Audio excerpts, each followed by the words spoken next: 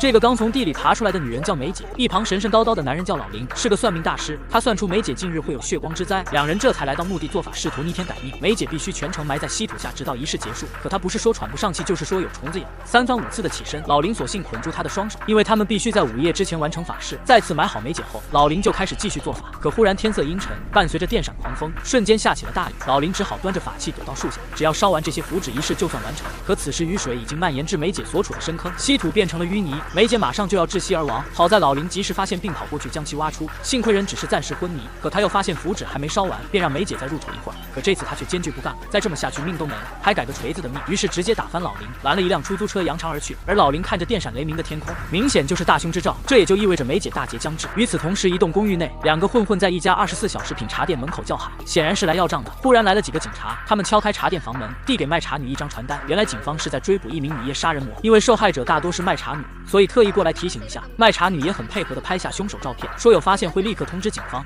最后警方还好心的帮他赶走了两个混混。接着警察又来到楼下的另一家茶店，敲了半天没人回应，便扔下传单离开。另一边，一个眼镜男正冒着大雨等公交，上车时忽然看到手上被报纸印上了茶店信息，于是便产生了一个想法，他根据地址找了过去，刚巧与收队的警察擦肩而过。他来到了茶店门口，在地上发现了警方留下的传单。这时梅姐也从墓地回来，没错，她就是那家茶店的主人。出电梯时，眼镜男刚巧离开，开门时他也发现了那张传单，正看着呢，忽然发现身后站着一个人。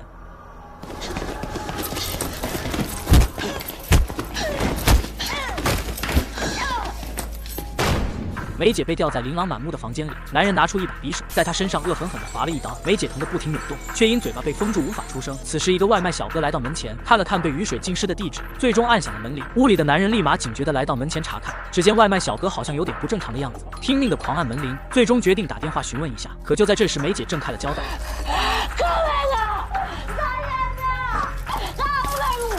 外卖小哥听见求救声，当场懵逼。屋里的男人见状，直接来了个一刀封喉。这时老林也赶了过来，外卖小哥告诉他里面有人喊救命，他立马开始撞门。几次过后，门终于被撞开，可他也因惯性摔倒在地，凶手则直接踹翻外卖小哥，匆忙逃走。紧接着两人看到了惨死的梅姐，残忍的程度让大师当场作呕，反而是外卖小哥看着血腥的一幕显得有些兴奋。趁着老林报警之时，他甚至还踩在鲜血上蹦跶。好在先前的警察没有走远，接到报案后立马赶回现场，结果刚巧在楼梯口撞见了凶手。可追了一会儿，胡子哥的老寒腿又犯了，无奈只好让手下去追，自己则来到楼上查看，结果就看到外卖小哥正蘸着鲜血自嗨。另一边，凶手面对警方的围追堵截，溜进一家餐馆的卫生间，换了一身行头潇洒离开。而警局这边，老林也向警方交代了当时的情况，然后就被释放。当然，外卖小哥也被放了。不过胡子哥还是警告他的父母，平时一定要看好他，否则他迟早会犯罪。原来他早就认识外卖小哥，从小他就是一个虐杀小动物的变态，毫无感情，并且拥有反社会性人格，是胡子哥一直重点关注的对象。外卖小哥阿东不慎卷入一起命案，刑警胡子哥看着眼前诡异的少年，不由得想起多年前阿东还是个学生时就曾残忍的虐杀过小动物。当年胡子哥直接把他送进监狱1年，没想到时隔多年，阿东还是如此变态。虽然案件与他没有关系，但胡子哥还是警告其父母看好他，以免走上犯罪的道路。一旁同样卷入案件的算命大师老林发现阿东举止很是怪异，就给他算了一卦，结果算出阿东最近也有大劫。他追出去想为阿东改命，哪料阿东根本不鸟他，一脚油门将其甩飞。可回到家后的阿东脑海里回想着梅姐惨死的画面，按捺不住内心的欲望，便再次上街虐杀野猫，恰巧又被老林撞见。这次老林将他带回了家，根据生辰八字好好给他算上一卦。这次不仅算出阿东从小无情偏激，有暴力倾向，甚至还算出他最近会因刀刃之伤而入狱整整20年，也就是说他会杀人。阿东不想入狱，便询问有没有办法改命。可这时胡子哥又找了过来，原来是阿东的母亲中风住院，是他父亲打电话找他。在医院里还有一个戴着口罩的女人，好像很害怕也很讨厌阿东的样子。胡子哥说那是阿东的姐姐，小时候阿东在熟睡的姐姐身边摆放了很多利器，结果意外划伤了他的脸，还说他天生就是个怪胎，无情且冷血，迟早会犯罪杀人。此时阿东正在和父亲争吵，说母亲住院了叫他来干什么。原来父亲是看他拿着刀出去不放心才求助胡子哥。阿东一听气得直接跑掉了。老林见状也要跟着离开，可临走时却对胡子哥说，既然阿东天生就是个怪胎，那他又有什么错呢？说罢便去追阿东。他跟着阿东来到家里，说一定会帮他改命躲过此劫。紧接着对房间进行了风水改造，然后又来到阿东家的祖坟，发现树根已经入棺，所以祖坟也要搬。就在这时，老林看到了一对老人，貌似是旧相识。待两人走后，他来到坟前查看，结果就被吓得跑回了家。原来那对老人是他前女友的父母，几年前他被迫和女友分手，没想到女友竟不堪重负选择自杀，而他要分手的原因竟然是自己有精神病的基因。原来老林的父母都是精神病，母亲经常吃虫子，父亲更是当着他的面跳楼自杀。再后来算命先生算出他迟早也会变成精神病，唯有结成助人才能逆天改命。他担心自己哪天真的变成精神病，甚至影响下一代，才选择了和女友分手。可不曾想女友却自杀了，但女友根本没有早逝的面相，他便认为是受到了自己的牵连，从那以后便痴迷于助人改命。第二天他再次找到阿东，可却发现阿东家被工地的防尘网盖住，原来来是强体脱落需要加固。老林大感不妙，天罗地网，万箭穿心。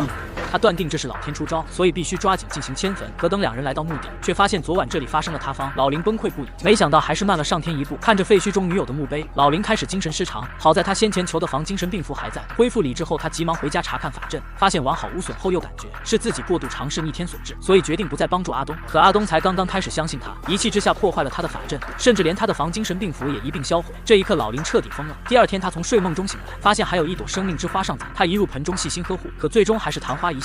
他感觉自己彻底输了，可下一秒却又发现了一颗果实。那一刻，他意识到自己就是花朵，唯有凋零才能换回新生，于是决定再次拯救阿东。他重新布置了家里的法阵，还把防精神病符纹在了后背上，一副我命由我不由天的架势。而此时的阿东再次来到了梅姐被杀害的房间，闻着地上的血腥味，仿佛体会到了前所未有的快感。老林赶来后，立马将他拉到镜子前，说他眼里充满血丝，这是赤血灌精的征兆，如此下去他肯定会杀人。于是便带着他去放生积德，试图冲销血煞。接着他又给阿东找了一间类似牢房的出租屋，以此来化解他的牢狱之灾。可到了晚上，却发现先前放生的鸟全都离奇死亡。他知道这又是老天在出招，可这该如何应对呢？眼下不但没有积德，反而徒增杀孽。忽然他发现还有一只鸟活着，本以为还有最后一丝希望，可和阿东有仇的野猫忽然叼走了那只鸟。老林万念俱灰，阿东则拿出匕首去找那只猫算账，期间恰巧又被胡子哥发现。胡子哥跟踪他来到小巷，殊不知没找到猫的阿东悄悄出现在了身后。此时的他已经被鲨鱼侵蚀，准备对胡子哥下手。幸亏老林及时赶到，才避免了悲剧发生。接着他将阿东带回出租屋，教他念起了大悲咒。可这些显然不够，还必须继续行善积德。两人将阿东家的餐馆重新营业，给附近老人发放爱心餐，并同时让阿东送上祝福。恭喜發財，恭喜發財！多謝。諗多兩句啊，唔好咁忙。可此时忽然一个眼镜男出现，见是给老人准备的爱心餐，他竟超额付款也要在店里吃饭。两人全当是眼镜男的功德援助，便任其在店里就餐。殊不知眼镜男便是杀害梅姐的真凶，此次过来就是要拿回之前放在卫生间里的凶器。可他刚要去卫生间，胡子哥便再次赶来。原来他还在盯着阿东，说无论老林怎么努力，都无法改变阿东的本性。气得阿东直接跑到卫生间卸补，不料却发现了天花板上的凶器。看着如此精致且沾有血迹的利器，他异常的兴奋。出来时也仿佛怒气全消，喜笑颜开的派发爱心餐。老林在外面看到了阿东的家人，便上前告知是在利用餐馆让阿东行善积德。可两人都认为阿东无可救药，姐姐更是摘下口罩怒斥：哪怕你改变了阿东又如何？我这张脸你改变得了吗？还说从阿东出生以来，唯有他入狱的那一年，全家才是幸福的。老林一时间也不知道该如何回答。另一边，店里的眼镜男想要去卫生间，却发现门已上锁。阿东告诉他卫生间坏了，让他去别处。眼镜男只好先行离开。等所有人都走光后，阿东背着那包凶器关了门，兴奋地准备回去好好把玩。殊不知眼镜男已经盯上了他。阿东刚回到出租屋，痴迷地看着那些凶器，忽然外面有人敲门，原来是隔壁新搬来的卖茶女，说家里的电路坏了，让他帮忙修一下。他没有拒绝，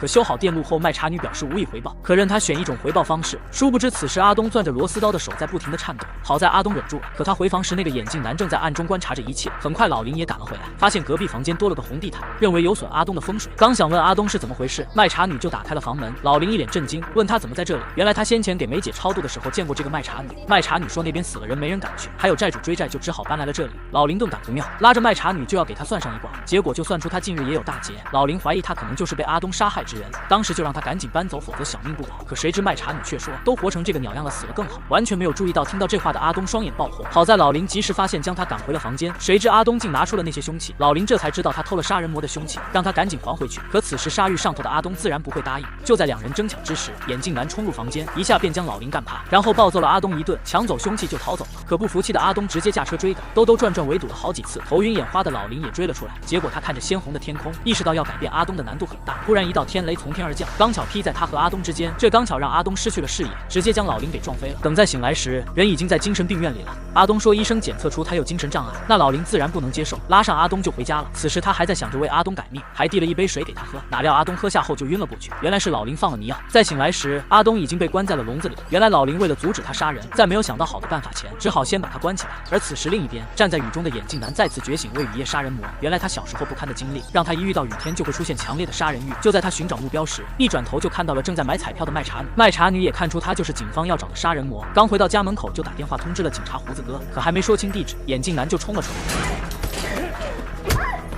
邊座啊？喂喂！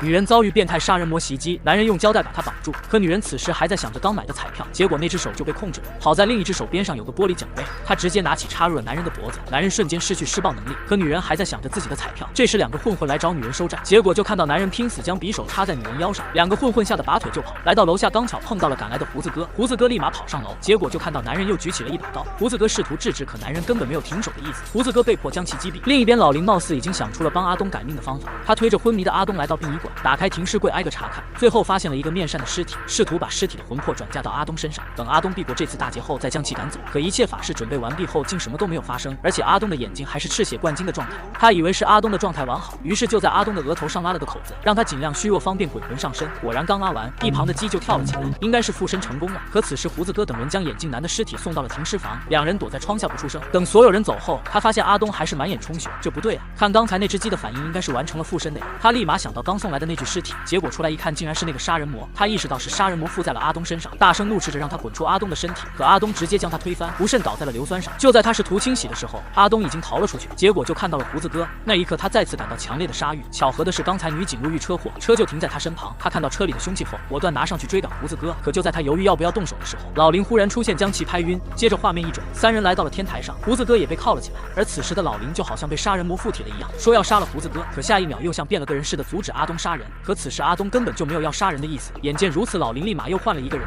梁生，我杀。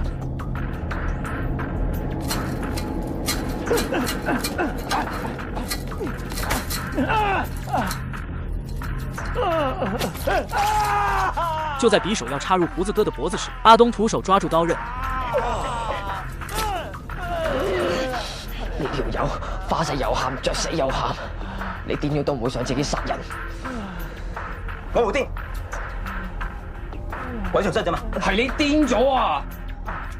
此时阿东终于意识到老林并不是在为人赶命，而是想找个陪他一起杀人的人，说他早就输了，也早就是个疯子。老林听后自然不肯承认，还说自己有防精神病符，可现实却是符也被硫酸破坏。老林不肯相信这一切，疯疯癫癫地对着花说起胡话。就在这时，狂风四起，将一根钢丝吹到胡子哥面前，他趁机打开手铐，试图铐上阿东，可重伤的他根本不是阿东的对手。就在阿东举刀的时候，他放弃地闭上眼睛，可下一秒几滴血滴在了他的脸上。原来阿东割向了自己的额头，然后扒开伤口，冲着天空发出最后的反击，说虽然老林输了，但是他不会输，他绝对不会去杀人。至此，这场闹剧到此结束，两人最后都被送去了精神病院。虽然看似比其他病人都正常很多，但其实绝对是病得最重的两人。你嚟緊仲有好撚多劫啊！點算啊？點化？萬般皆是心，點點皆由人。